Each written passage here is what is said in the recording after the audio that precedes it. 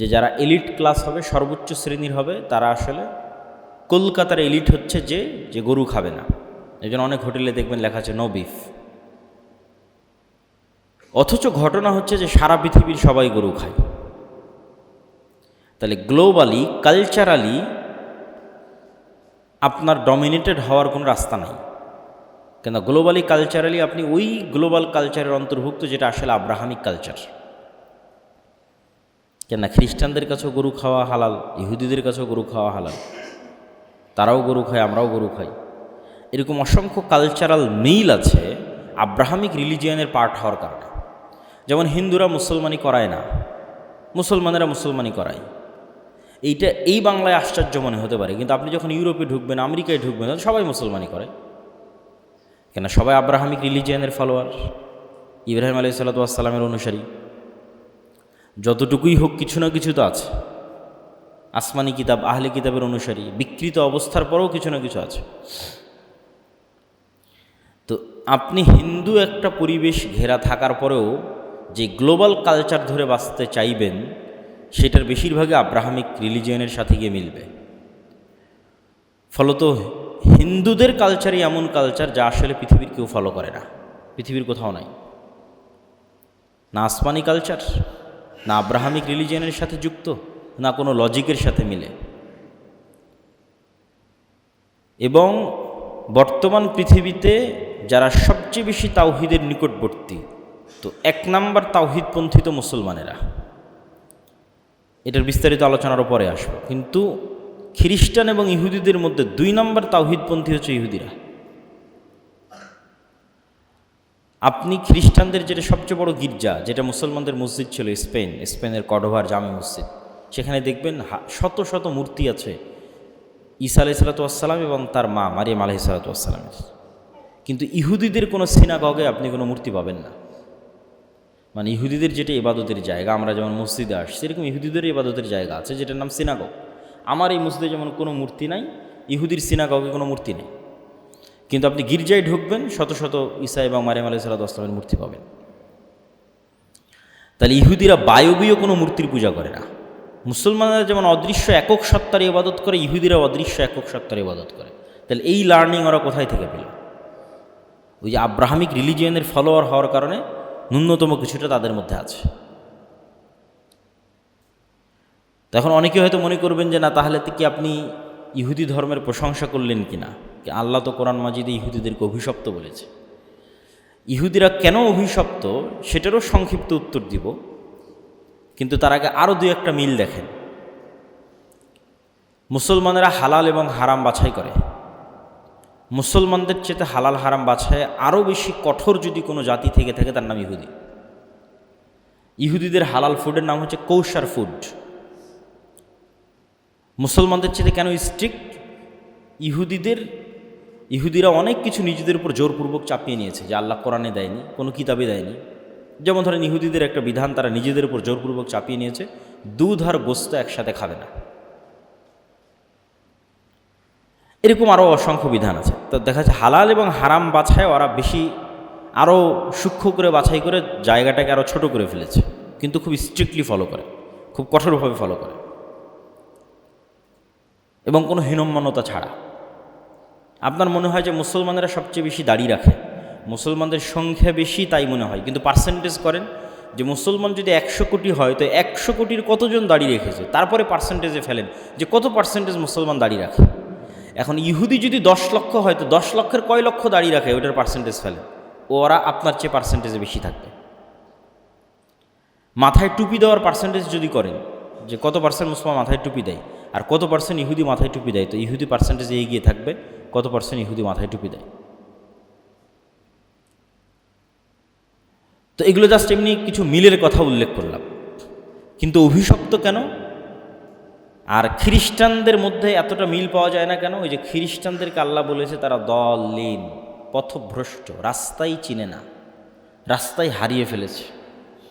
ফলত জীবনকে কি মনে করে? 5 দিন কাজ করব, 5 করে যা টাকা ইনকাম করব, ওই টাকা বাকি 2 দিনে মদের বারে অথবা জুয়ার পাবে গিয়ে শেষ করে দেব, অথবা গার্লফ্রেন্ডের সাথে ঘুরে উড়িয়ে দেব। তাহলে জীবনের হাকিকাত, জীবনের প্রকৃত লক্ষ্য উদ্দেশ্য সম্পর্কে একজন খ্রিস্টান অচেতন। তার কাছে জীবনের কোনো লক্ষ্য উদ্দেশ্য নির্ধারিত নাই। কিন্তু একজন ইহুদি অচেতন নয়, একজন ইহুদি সচেতন। সে রাস্তা জানে, কেন পৃথিবীতে এসেছে সেটাও জানে। তো এই জন্য ইহুদিদেরকে আল্লাহ বলেছে এরা অভিশপ্ত, কেননা ইবলিসের চাইতে জ্ঞানী কেউ ছিল না। ইবলিস জানতো আল্লাহর চাইতে বেশি ইবলিসকে কে চিনতে পারে, সবচেয়ে বেশি ইবাদত গুজার ছিল। এমনও তাফসিরে রিওয়ায়াত এসেছে যে জিন জাতিকে যখন আল্লাহ আদেশ দিল ফেরেশতাদের যে জিনদেরকে তাড়িয়ে দাও মেরে পিটে, পৃথিবীর লোকালয় থেকে এদেরকে পাহাড়ে জঙ্গলে সমুদ্রে তাড়িয়ে দাও, তখন ইবলিসও ফেরেশতাদের সাথে ওই সমস্ত জিনদের তাড়াতো। এবং কোনো জিনকে আসমানে প্রবেশের অনুমতি দেওয়া হয়নি, শুধু ইবলিস ছাড়া। তাহলে জ্ঞান থাকার পরেও, জানার পরেও যখন মানুষ ইগো প্রবলেমের কারণে, অহংকারের কারণে, হিংসার কারণে অস্বীকার করে বসে, তখন এটা হলো অভিশাপ। ভাই আমি জানি না, তা আমার কি করার আছে। এই জন্য আগেও সবচেয়ে বেশি মুসলমান হয়েছে খ্রিস্টানেরা, কিয়ামত পর্যন্ত সবচেয়ে বেশি মুসলমান হবে খ্রিস্টানেরা। জানে না, জানলেই গ্রহণ করবে, জানাতে হবে, দাওয়াত দিতে হবে। সবচেয়ে দ্রুত ইসলামকে অ্যাকসেপ্ট করে খ্রিস্টানেরা। ইহুদিরা তো সব জানে, তাহলে কেন আপনাকে অ্যাকসেপ্ট করে না? ইগো প্রবলেম, অহংকার, হিংসা। যেই ইব্রাহিমের রক্তের উত্তরসূরি হওয়ার দাবিদার আমরা, সেই ইব্রাহিমের রক্তের উত্তরসূরি হওয়ার দাবি করলো মুহাম্মদ সাল্লাল্লাহু আলাইহি ওয়াসাল্লাম মক্কায় বসে। মুহাম্মদ সাল্লাল্লাহু আলাইহি ওয়াসাল্লাম কার সন্তান? ইব্রাহিমের সন্তান। যেই ইব্রাহিমের আদর্শের উত্তরসূরি হওয়ার দাবিদার আমরা, সেই ইব্রাহিমের আদর্শের উত্তরসূরি হওয়ার দাবি করলো মুহাম্মদ সাল্লাল্লাহু আলাইহি ওয়াসাল্লাম মক্কায় বসে। যেই মসজিদে আকসার দাবিদার আমরা, জেরুজালেমের দাবিদার আমরা, সেই জেরুজালেম এবং মসজিদে আকসা দাবি করে বসলো মুহাম্মদ সাল্লাল্লাহু আলাইহি ওয়াসাল্লাম মক্কায় বসে। মক্কায় বসে উনি সালাত আদায় করতেছে মসজিদে আকসার দিকে মুখ করে। তাহলে ইব্রাহিম আলাইহিস সালাতু ওয়াস সালামের এমন কোনো কালচারাল এবং হিস্ট্রিক্যাল ইতিহাস এবং ঐতিহ্য বাকি থাকলো না যেটার দাবি মুহাম্মদ সাল্লাল্লাহু আলাইহি ওয়াসাল্লাম করলো না।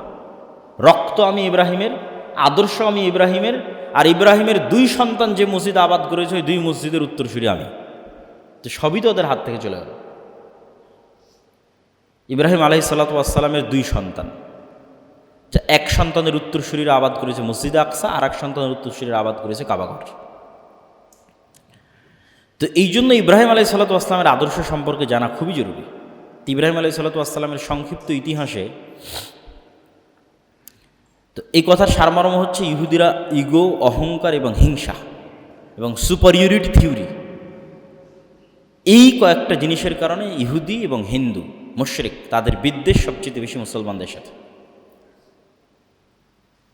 ওইটা নিয়ে আরও অন্যদিন হয়তো আরও বিস্তারিত কথা বলা যাবে। তো ইব্রাহিম আলাইহিস সালাতু ওয়াস সালামের ফলোয়ার হওয়ার দাবিদার সবাই ইব্রাহিম আলাইহিস সালাতু ওয়াস সালামকে সম্মান করে। ইব্রাহিম আলাইহিস সালাতু ওয়াস সালাম কে? আজ থেকে 5000 বছর পূর্বে আজকের ইরাকের রাজধানী বাগদাদ, যাকে কোরআনে বলা হয়েছে বাবেল, বিবাবেলা হারুত ও মারুত, বাবেল নামক নগরীতে হারুত মারুত ফেরেশতাকে অবতীর্ণ করেছিলাম, জাদুর শহর। ওইটার আজকের নাম বাগদাদ। সেখানে তৎকালীন বাদশাহ নমরুদের সবচেয়ে ঘনিষ্ঠ ধর্মযাজক, মূর্তি তৈরিকারী আজরের ঘরে জন্ম হল ইব্রাহিম আলাইহিস সালাতু ওয়াস সালামের। নবীদের জীবনীর মধ্যে প্রত্যেক অ্যাঙ্গেলে শিক্ষা আছে, এখান থেকেও শিক্ষা আছে, যেটা আমরা বলি জন্ম হোক যথাতথা, কর্ম হোক ভালো। এবং রাসূল সাল্লাল্লাহু আলাইহি ওয়াসাল্লাম বলেছেন, কে কোন বংশে জন্ম নিয়েছে, কার রক্ত কি, এটা আল্লাহ সুবহানাহু ওয়া তাআলা দেখবেন না। নবী হলে নবীর সন্তান ভালো হবে, বাপ খারাপ হলে ছেলে খারাপ হবে, এরকম কোনো লজিক নাই। পিতা মূর্তি পূজক, তার সন্তান সবচেয়ে তাওহীদবাদী। আবার পিতা নবী, তার সন্তান কাফের, নূহ আলাইহিস সালাতু ওয়াস সালাম। সুতরাং ইমানের নূর সবচেয়ে পাওয়ারফুল, রক্ত নয়, বংশ নয়, ধন সম্পদ নয়। এবং আল্লাহ সুবহানাহু ওয়া তাআলার এটা পৃথিবী পরিচালনার মূলনীতি যে ফেরাউন থাকলে মুসা থাকবে, মুসা থাকলে ফেরাউন থাকবে, নমরুদ থাকলে ইব্রাহিম থাকবে। পরিবেশ যতই ভয়ঙ্কর হোক, যতই বিপরীত হোক, ওর মধ্যে থেকে আল্লাহ সুবহানাহু ওয়া তাআলা বের করে নিয়ে আসবে ইমানের সবচেয়ে শক্তিশালী নূরকে। ফেরাউনের সময় সবচেয়ে বিপরীত পরিবেশের মধ্যে মুসা আলাইহিস সালামের মতো ইমানদার মানুষকে ফেরাউনের বাড়ি থেকে নিয়ে আসা হয়েছে। আর যখন নমরুদের আমলে সারা পৃথিবী মূর্তি পূজায় ছেয়ে গেছে, তখন সবচেয়ে বড় মূর্তি পূজক যে মূর্তি বানায়, ওর ঘর থেকে আল্লাহ ইব্রাহিমকে বের করে নিয়ে আসছে। ইব্রাহিম আলাইহিসসালামের সেলফ অ্যানালাইসিস, উনি নিজে নিজেই আল্লাহ সুবহানাহু ওয়া তাআলা ওনাকে যে হিকমা এবং জ্ঞান জন্মগতভাবে দিয়েছিলেন, শার্প মেধা, শার্প চিন্তা শক্তি, ওই চিন্তা শক্তি দিয়ে উনি চিন্তা করতে করতে আল্লাহ সুবহানাহু ওয়া তাআলার পরিচয়ের সাথে পরিচিত হয়েছেন, যেটা আপনারা সবাই জানেন। যে তৎকালীন বিশ্বে মানুষ মূর্তির পূজা করে, সূর্যের পূজা করে, এখনও হিন্দুরা সূর্য নমস্কার, সূর্য যখন উঠবে তখন সূর্য নমস্কার আছে, সেটার ভিন্ন স্টাইল আছে। এবং এমনকি সেই হিন্দুয়ানি কালচার ফলো করে আমাদের দেশেও শিখা অনির্বাণ, অনেক আগুন, অনেক কিছু মূর্তি, খাম্বা, সেগুলোর সম্মান।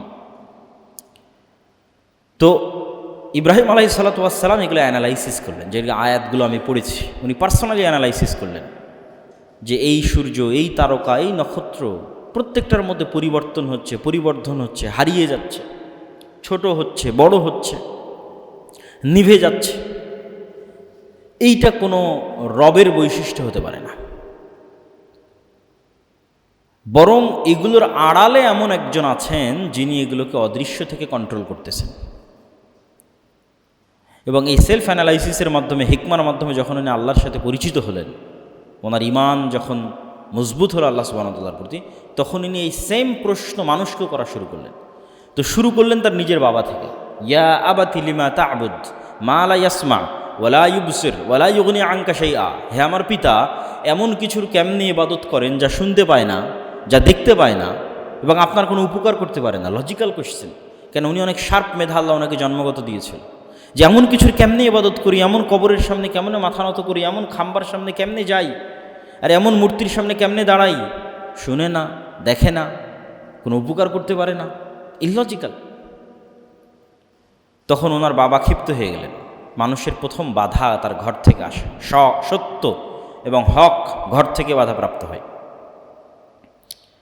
ইব্রাহিম আলাইহিসসালামের পিতা বললেন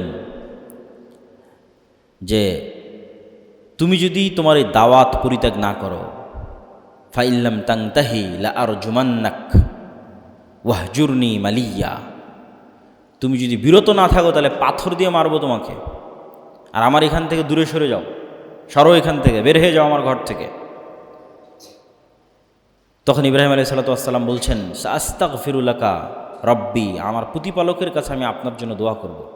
ইন্না রব্বি কানা বি হাফিয়া, আমার প্রতিপালক আমাকে অনেক ভালোবাসে, অনেক আন্তরিক আমার প্রতি, আমি আপনার জন্য আমার প্রতিপালকের কাছে দোয়া করবো। উনি দোয়া করেছিলেন, কিন্তু সেই দোয়া আল্লাহ সুবহানাহু ওয়া তাআলা কবুল করেননি ওনার পিতার ক্ষমার জন্য।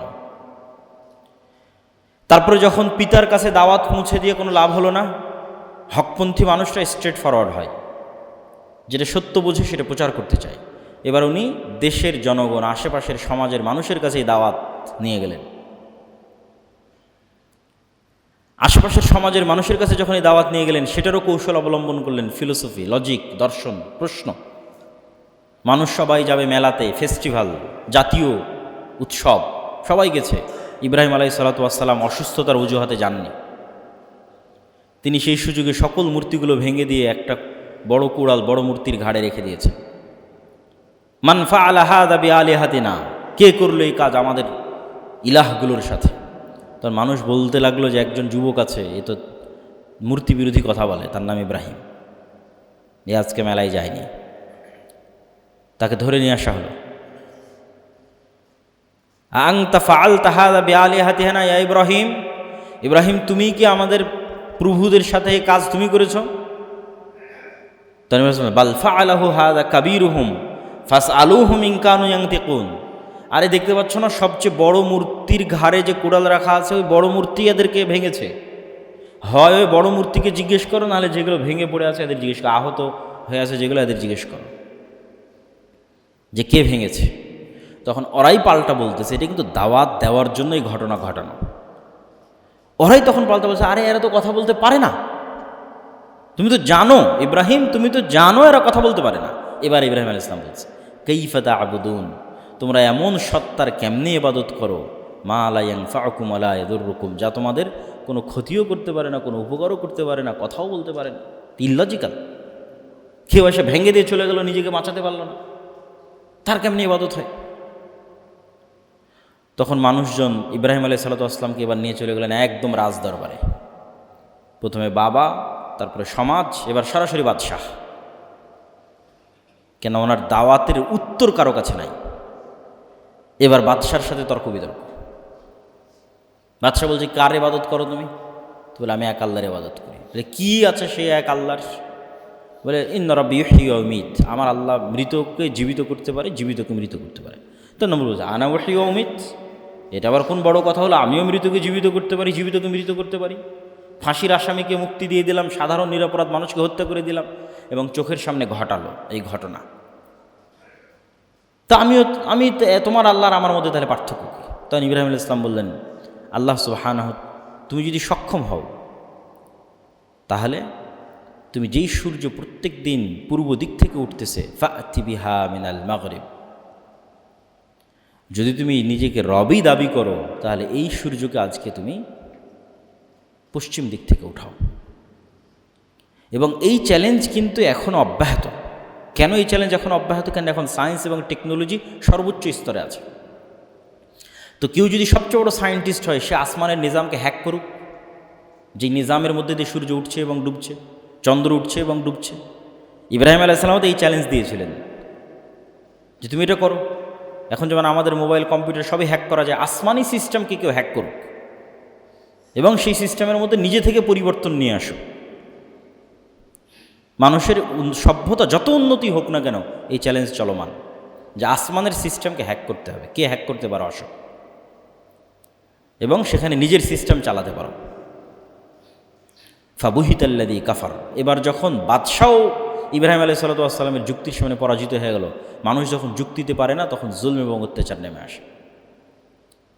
হাররিকুহু ওয়ানসুরু আলিহাতাকুম, আগুন জ্বালাও তোমাদের রব এবং প্রতিপালকের বিরুদ্ধে। ধর্মদ্রোহিতা, অপমানসূলক কথা বলতেছে, একে আগুন জ্বালিয়ে হত্যা করো। আল্লাহ সুবহানাহু ওয়া তাআলা বলেন, ইয়া নারু কুনি বারদাম ওয়া সালামান আলা ইব্রাহিম, হে আগুন তুমি ইব্রাহিমের জন্য ঠান্ডা শীতল হয়ে যাও। তাই ঘটল। আগুন প্রজ্বলন শেষ হয়ে গেল, ইব্রাহিম আলাইহিস সালাম অক্ষত অবস্থায় বের হয়ে আসলেন। যখন তারা বুঝলো ইব্রাহিম আলাইহিস সালামকে হত্যা করতে পারছে না, তখন তাকে দেশ থেকে বের করে দিল।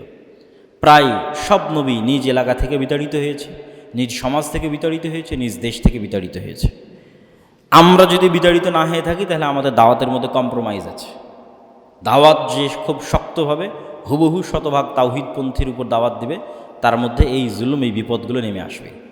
ইব্রাহিম আলাইহিস সালামের জীবনী দেখেন আর মুহাম্মদ সাল্লাল্লাহু আলাইহি ওয়াসাল্লামের জীবনী দেখেন, অনেক কিছু কমন পাবেন। ইব্রাহিম আলাইহিস সালাম যেমন মূর্তি পূজার সমাজে জন্ম নিয়েছে, মুহাম্মদ সাল্লাল্লাহু আলাইহি ওয়াসাল্লাম মূর্তি পূজার সমাজে জন্ম নিয়েছে। ইব্রাহিম আলাইহিস সালাম যখন নিজ পরিবার এবং সমাজে দাওয়াত দিয়েছে, মুহাম্মদ সাল্লাল্লাহু আলাইহি ওয়াসাল্লাম নিজ পরিবার সমাজে দাওয়াত দিয়েছে। ইব্রাহিম আলাইহিস সালামকে যেমন তার মানুষ এলাকা থেকে বের করে দিয়েছে, মুহাম্মদ সাল্লাল্লাহু আলাইহি ওয়াসাল্লামকে মানুষ তার এলাকা থেকে বের করে দিয়েছে। তাহলে ইব্রাহিম আলাইহিস সালাম ইরাক থেকে হিজরত করে কোথায় গেলেন? শাম, সিরিয়া, ফিলিস্তিন। আর মুহাম্মদ সাল্লাল্লাহু আলাইহি ওয়াসাল্লাম হিজরত করে কোথায় গেলেন? মক্কা থেকে মদিনা। এই জন্য রাসূল সাল্লাল্লাহু আলাইহি ওয়াসাল্লাম বললেন, কিয়ামত পর্যন্ত দিন থাকবে কোথায়? যেখানে মুহাম্মদ সাল্লাল্লাহু আলাইহি ওয়াসাল্লাম হিজরত করে গেছে আর যেখানে ইব্রাহিম আলাইহিস সালাম হিজরত করে গেছে। দারু হিজরতে মুহাম্মদ ওয়া দারু হিজরতে ইব্রাহিম, দারুল হিজরা, যেই জায়গা মুহাম্মাদের হিজরতের জায়গা আর যেই জায়গা ইব্রাহিমের হিজরতের জায়গা, কিয়ামত পর্যন্ত এই দুই জায়গায় হক থাকবে। শামে হক থাকবে, মদিনায় হক থাকবে, এখনও আছে। ইব্রাহিম আলাইহিস সালাম শাম, সিরিয়া, ফিলিস্তিনে হিজরত করে গেলেন। সারা আলাইহিস সালামের সাথে তার বিবাহের ঘটনা কখন, তা কোরআন এবং হাদিসে স্পষ্ট জানা যায় না। কিন্তু সিরিয়া এবং ফিলিস্তিন থেকে খাদ্যের সন্ধানে অথবা কোনো কাজে মিশর যাচ্ছেন। আর শাম এবং মিশরের সাথে এই যোগাযোগ 5000 বছরের পুরাতন। ইব্রাহিম আলাইহিস সালাম যেমন শাম থেকে মিশর যাচ্ছে, তারও কয়েক শত বছর পর ইউসুফ আলাইহিস সালাম এবং তার ভাইয়েরা শাম থেকে মিশর যাবে। তার কয়েক শত বছর পর মুসা আলাইহিস সালাম বানু ইসরায়েলদের নিয়ে মিশর থেকে শামে আসবে, ফিলিস্তিনে আসবে। আর এখন গাজার মুসলমানেরাও যদি সহযোগিতা চায়, তাহলে মিশর থেকে। তাহলে ফিলিস্তিন এবং শাম, এই মিশর অথবা শাম এবং মিশরের এই যোগাযোগ 5000 বছরের পুরাতন। এই যাত্রাপথের এক জালেম বাদশাহ, সুন্দরী নারীদের প্রতি তার লোলুপ দৃষ্টি ছিল। সে ইব্রাহিম আলাইহিস সালামের স্ত্রীকে জোরপূর্বক উঠিয়ে নিয়ে যায়, যদিও ইব্রাহিম আলাইহিস সালাম পরিচয় দিয়েছিলেন যে আমার ভাই এবং বোন, স্বামী স্ত্রী নয়। তখন সহিহ বুখারীর রিওয়ায়াতে আসছে, সারা আলাইহিস সালাম আল্লাহ সুবহানাহু ওয়া তাআলার নিকটে দোয়া করলেন, আল্লাহুম্মা ইন কুনতা তা'লাম আন্নী আমানতু বিকা ওয়া রাসূলিক ওয়া আহসানতু ফারজি ফালা তুসাল্লিত আলাইয়াল কাফির, হে আল্লাহ আপনি যদি জানেন যে আমি আপনার উপর ঈমান রাখি এবং আপনার রাসূলের উপর ঈমান রাখি এবং আমি আমার লজ্জাস্থানের হেফাজত করেছি, তাহলে আজকের এই নির্জন এবং এই জালেম শাসক যার ক্ষমতার সামনে আমাদের কোনো ক্ষমতা নাই, ফালা তুসাল্লিত আলাইয়াল কাফির, আমার এই পবিত্রতার যে আমানত আমি রক্ষা করেছি এটাকে আপনি নষ্ট করবেন না, আমার উপর কাফেরকে চাপিয়ে দিবেন না। তো সহিহ বুখারীতে আসছে যে তিনবার এই ঘটনা ঘটল, তথা বাদশাহ অজ্ঞান হয়ে পড়ে গেল, আবার কান্নাকাটি করে সারা আলাইহিসসালামের কাছে ক্ষমা চাইল, তুমি আমাকে বাঁচাও। সারা আলাইহিসসালাম আবার আল্লাহকে বললেন, আল্লাহ এই যদি এখানে নিহত হয় মানুষ বলবে আমি হত্যা করেছি, অতএব একে বাঁচিয়ে দেন। আল্লাহ আবার তাকে সুস্থ করে দিলেন, সে আবার তার কুনিয়াতে সামনের দিকে এগিয়ে আসলো। আবার সারা আলাইহিসসালাম আল্লাহর কাছে দোয়া করলেন, আবার সে অজ্ঞান হয়ে পড়ে গেল। এই ঘটনা তিনবার ঘটল। এখান থেকে একটা জিনিস বোঝা যায় যে আল্লাহ সুবহানাহু ওয়া তাআলার কিছু বান্দা এবং বান্দি আছে যাদের মুখের কথা আল্লাহ সুবহানাহু ওয়া তাআলা সাথে সাথে বাস্তবায়ন করেন। তারা আল্লাহ সুবহানাহু ওয়া তাআলার এত নিকটে যে তাদের মুখ দিয়ে যেটি উচ্চারিত হয় সেটি বাস্তবায়ন করা আল্লাহর জন্য লাজেম হয়ে যায়। না বাস্তবায়ন করলে আল্লাহ নিজে লজ্জা পান। তার অবস্থান আল্লাহর নিকটে এত নিকটে। সেই রকমই একজন হচ্ছে সারা আলাইহিস সালাতু ওয়াস সালাম। তিনি মুখ দিয়ে বলতেছেন আল্লাহ এক থেকে বাঁচাও, পড়ে যাচ্ছে, বলছে আল্লাহকে সুস্থ করে দাও, সুস্থ হয়ে যাচ্ছে। মানে মুখ দিয়ে যা উচ্চারণ হচ্ছে তাই হচ্ছে 6 বার। বাদশাহ যখন বুঝলো যে সে এই মহিলার কোনো ক্ষতি করতে পারবে না, তখন সে তার অধীনস্থ মহিলাদের মধ্যে থেকে সবচেয়ে সম্মানিতা এবং সবচেয়ে আত্মমর্যাদা সম্পন্ন, যিনি অন্য কোনো বাদশার কন্যা ছিলেন, কোনো যুদ্ধের কারণে তার কাছে যুদ্ধবন্দিনী অবস্থায় এসেছিল, হাজেরা আলাইহিস সালাতু ওয়াস সালামকে হাদিয়া হিসেবে সারার সাথে ইব্রাহিম আলাইহিস সালাতু ওয়াস সালামের সাথে বিদায় দিলেন। ইব্রাহিম আলাইহিস সালাতু ওয়াস সালামের বয়স 80 বছর পার হয়ে গেছে, 100 বছর ছুঁই, কিন্তু ওনার কোনো সন্তান হয়নি। তো সন্তানের আশাতেই সারা আলাইহিস সালাতু ওয়াস সালাম ইব্রাহিম আলাইহিস সালাতু ওয়াস সালামের বিবাহ হাজেরা আলাইহিস সালাতু ওয়াস সালামের সাথে দিলেন। যেহেতু সন্তান হচ্ছে না, মানুষের সবারই সন্তানের চাওয়া থাকে, এবং হাজেরা আলাইহিস সালাতু ওয়াস সালামের সাথে বিবাহ হওয়ার পর আল্লাহ সুবহানাহু ওয়া তাআলা ইব্রাহিম আলাইহিস সালামকে প্রথম সন্তান দিলেন ইসমাঈল। এবং মহিলাদের মধ্যে যে স্বাভাবিক ঈর্ষা কাজ করে, যে যখনই কারো সন্তান হয় এবং সন্তান যদি সুন্দর ফুটফুটে হয়, তাহলে পিতার স্বাভাবিক আগ্রহ এবং ভালোবাসা ওই স্ত্রীর প্রতি বিরাজ করবে যার সন্তান হয়েছে। তখন যেই স্ত্রীর সন্তান হয়নি সে অবশ্যই মানসিকভাবে কষ্ট পাবে। এই মানসিক কষ্ট এবং এই ঈর্ষা থেকে বাঁচতেই, এবং এর পেছনে আল্লাহর হিকমাও ছিল, ইব্রাহিম আলাইহিস সালাতু ওয়াস সালাম হাজেরা আলাইহিস সন্তান ইসমাইলকে রেখে আসলেন এই জেরুজালেম থেকে 1200 কিলোমিটার দূরে মক্কায়, যেইখানে আল্লাহ সুবহানাহু ওয়া তাআলার প্রথম ঘর আছে, ইন্না আউওয়ালা বাইতুম উদিআ লিন-নাস বিবাক্কাহ। কিন্তু নূহ আলাইহিস সালামের বন্যায় সেটা ধ্বংস হয়ে গেছে।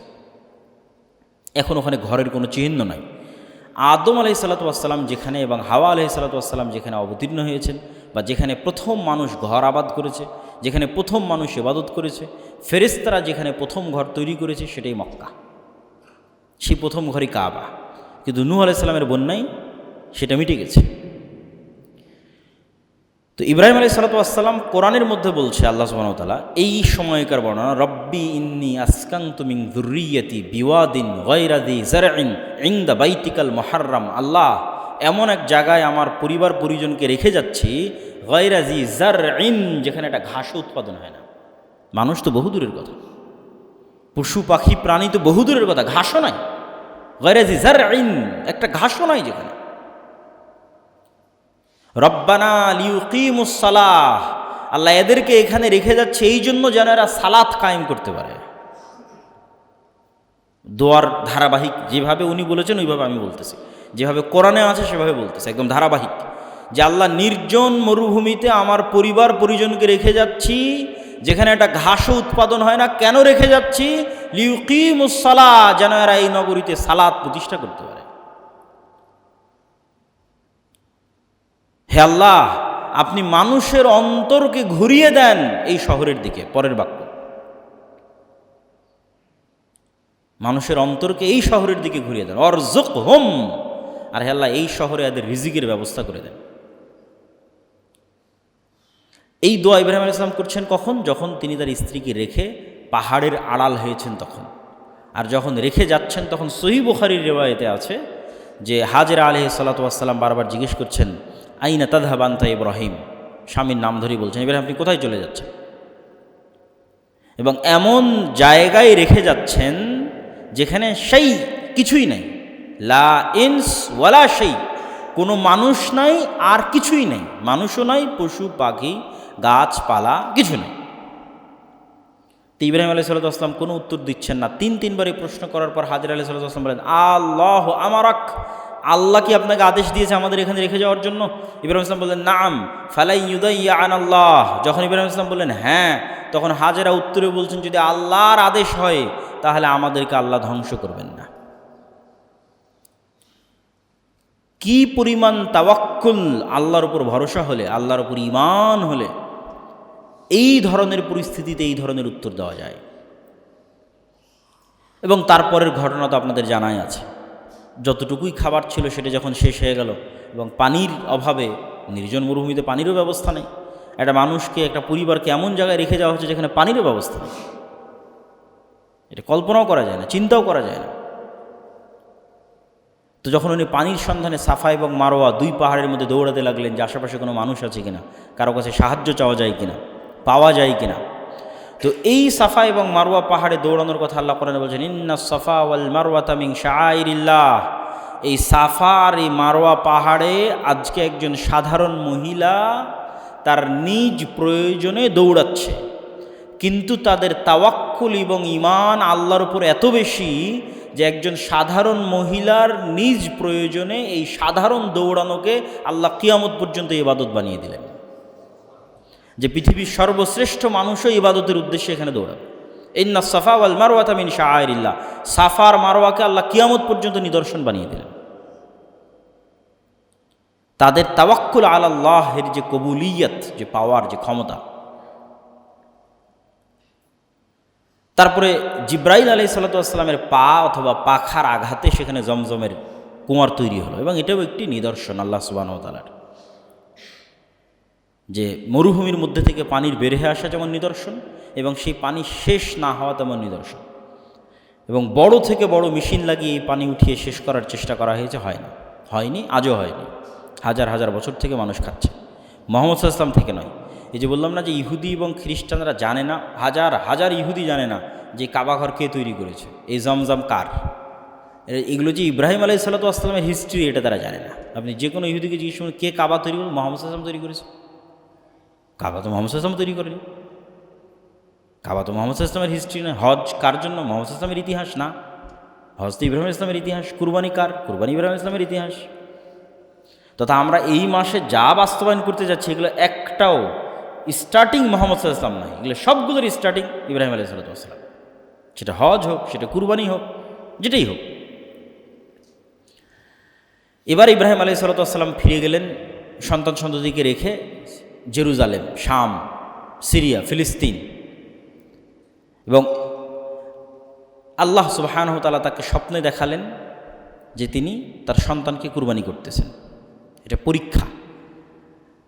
ইব্রাহিম আলাইহিস সালাতু ওয়াস সালামের মতো আল্লাহর এত প্রিয় বান্দার অন্তর বেশি ভালোবাসার জন্য পাগল হয়ে গেছে তার সন্তানের।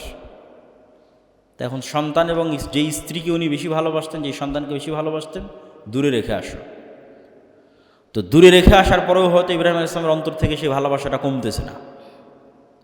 তো ইব্রাহিমের অন্তরে তো শুধু রাজ থাকবে রব্বুল আলামিনের, সন্তান সন্ততির নয়। কেন এটাই ফিতনা।